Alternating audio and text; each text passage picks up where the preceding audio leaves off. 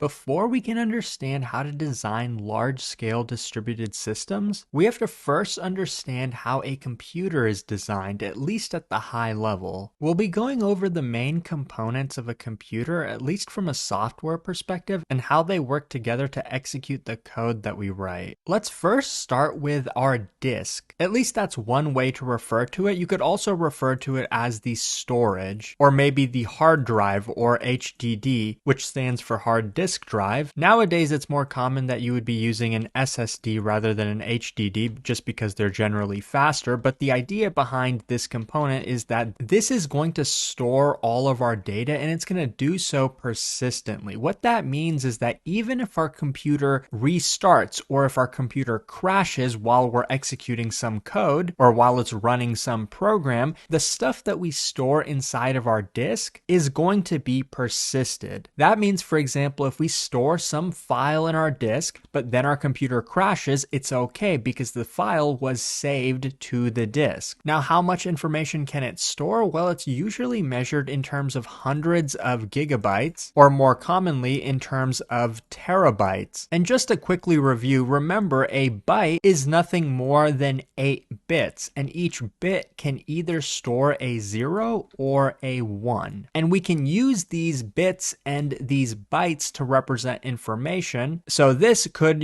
for example, be the character A or the character B. And as we kind of combine all these bytes and bits together, we can end up with some very sophisticated software and programs that run like games and videos and things like that. So when we say that a disk might have, for example, 1 terabyte of storage, well, that T is actually 10 to the power of 12. So this could have a trillion bytes inside of it. So 10 to the power of 12, I think, is a trillion. So that's quite a lot. 1 gigabyte is 10 to the power of 9. So that is actually also a lot of storage. This might be a USB drive, for example, that you're using for storage. Usually disks have a lot more than just a single gigabyte. Now we also have our memory, aka our RAM, which stands for random access memory. And this is also used for storing information, though it's typically a lot smaller than our disk. So for example, our RAM might contain something like 2 gigabytes or maybe 4 or 8 or 16 or even 32 gigabytes, and it can go higher than that, but typically it's a lot less than our disk storage, and that's because RAM is typically more expensive in terms of money, in terms of how much we have to pay for this resource. But the benefit is that it's a lot cheaper in another way in terms of resources. If we're going to be writing data to our RAM, so for example, if we wanted to write a megabyte of data to our RAM, the amount of time it would take would be measured in terms of microseconds. So this is a Greek letter, which basically stands for micro. And micro basically means 10 to the power of negative 6, which is 1 divided by 10 to the power of 6. So a microsecond is a fraction of a second. It's 1/1,000,000th of a second, or a second divided by a million. So in general, reading and writing from RAM is measured in terms of microseconds. We're not going to get super precise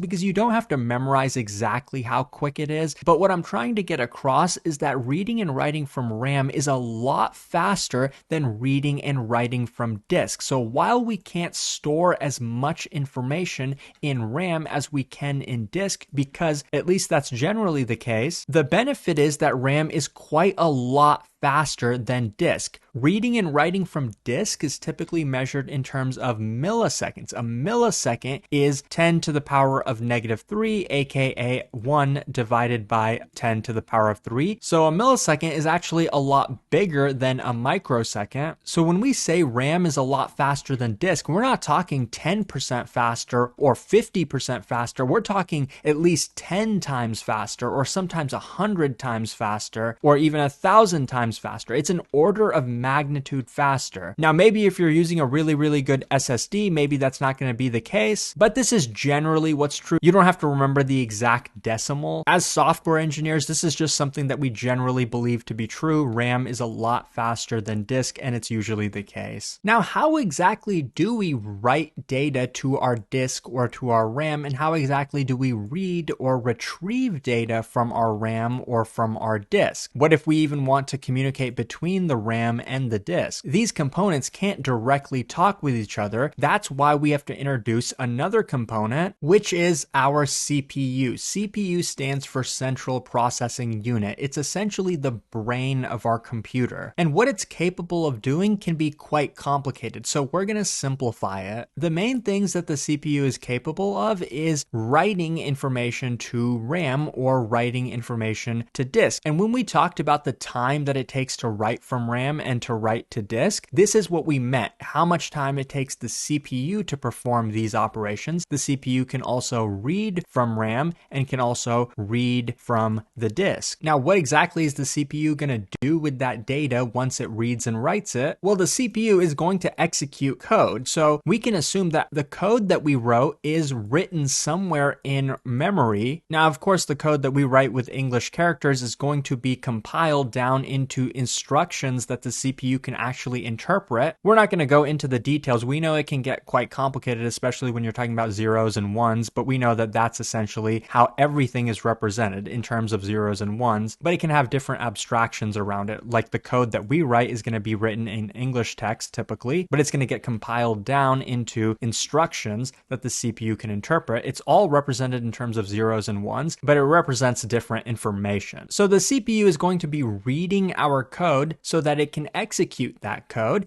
but it's also going to be reading and writing from RAM for a different reason. There's going to be some data stored in the RAM that's not our code itself. So we could have other data stored, somewhere in RAM. This isn't the most accurate depiction, but the main idea I'm getting across is you could have some code, have some, pseudocode over here that is declaring some variable and then maybe looping through that. Like maybe we declare an array and then we loop through that array. So those instructions are code, and that's what is going to be stored over here. But the variables that we declare, so in that code, we declared some variable, right? Some array. So that's going to be stored in the data portion of our RAM. So the CPU is not only reading the code that we may have written, but it's also could be writing to some data and manipulating that in some way. And the CPU does this actually just by reading, writing, and performing computations within the CPU. So all computations are done in the CPU. That's actually all a CPU really knows how to do, perform computation. I'm talking about arithmetic here, add, subtract, and those type of operations, because remember, everything is just zeros and ones, but we can use this to represent very complicated things. In our code, we might be programming some type of video game, and this can all be done through a CPU. Now, while the read and writes from RAM are pretty quick in terms of microseconds, what if we want to go even faster? Well, actually, CPUs have another component called the cache. It's typically a lot smaller than disk and a lot smaller than RAM as well. It's typically measured in terms of megabytes. This is actually a component that's not separate from our CPU. It actually belongs to the CPU itself. And it's used to speed up read and write operations from RAM. And this is possible because reading and writing from the cache is actually on the scale of nanoseconds, which is 10 to the power of -9, which is basically 1/1000th of a second. So it's a very small fraction of a time, even smaller than a microsecond. But of course, the downside is that it stores a lot less data in terms of megabytes, whereas RAM is typically in terms of gigabytes and disk is typically in terms of terabytes. And the cache is mainly used as a substitution for the RAM. So what the CPU will do is it'll take a subset of the RAM, some portion or maybe multiple portions that can fit within our cache, and we want to choose these portions intelligently. At least the computer does. So the CPU will typically choose portions of the RAM that we're writing to or reading from very frequently. Because we have a limited amount of space in our cache, if we find that we're reading this portion of RAM a lot, we can go ahead and throw it in our cache because we know we're going to have to be doing this operation frequently. So why not have it in our cache so that we can perform it,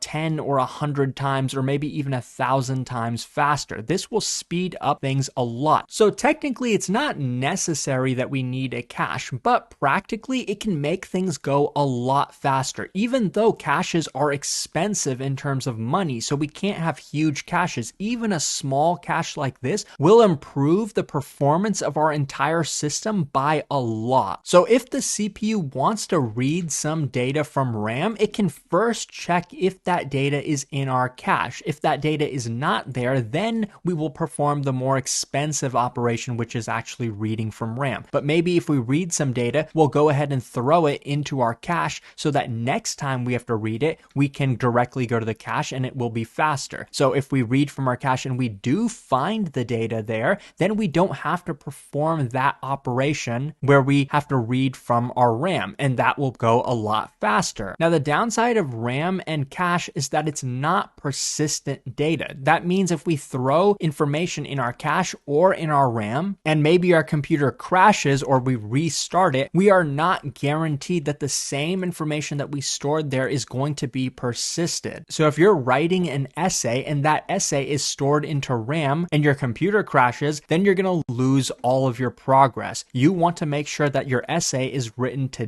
disk so that if the computer crashes, it's still there somewhere, and then we can go ahead and read it, and then you can basically start where you left off in writing that essay. So this is a general computer architecture, at least at the high level. Of course, CPUs are a lot more complicated. They have registers, and of course there are GPUs as well. But as software engineers, this is generally what we have to worry about. And believe it or not, there's actually a lot of parallels from just what we talked about here when it comes to designing a distributed system as well. There are a lot of parallels between the two. And we can actually take an individual computer like this and use it to solve very big problems when we combine multiple computers together. So when it comes to designing distributed systems, a computer like this is the building block that we have. In fact, we need to combine multiple machines in order to solve those big problems because an individual computer actually has a lot of limitations. Now, if you need more storage, well, why not just get a bigger disk or get multiple disks? Okay, fine. If you have really, really large programs, you could also get more RAM or a bigger cache, and you can do these things, but they all do have some type of hardware limitation behind them, and the biggest hardware limitation comes from our CPU. How fast we execute our code is limited by our CPU. At least that's one of the limitations. You've almost certainly heard of Moore's Law. It's named after Gordon Moore, who is one of the co-founders of Intel, so he definitely knew what he was talking about. And it's not really a law, it was mainly an observation by him, which was that over time, the number of transistors inside of a CPU doubles every 2 years. And the cost is cut in half every 2 years, but we're mainly going to be focusing on the number of transistors, which basically in this case is going to be a proxy for the speed of that CPU. So we can essentially assume that the speed of our CPU is going to double every 2 years. So we can assume that the speed of our CPUs is going to increase exponentially. And typically this is scaled exponentially. So you'll see this drawn more oftenly as this, where the slope of our line is linear because the scale of our chart is exponential. So this doesn't actually mean the speed is growing linearly, it's growing exponentially. But in reality, we've seen that CPU speeds are actually beginning to plateau. Roughly in the last 10 years, the speed has slowed down. So we can't infinitely scale a single CPU. That's the point I'm making. So we are limited, and this is just one limitation of an individual computer. We've actually had distributed systems well beyond the point that we reached, the limitations behind a single CPU. But the point is that we can solve bigger problems when we combine multiple computers together, because individual computers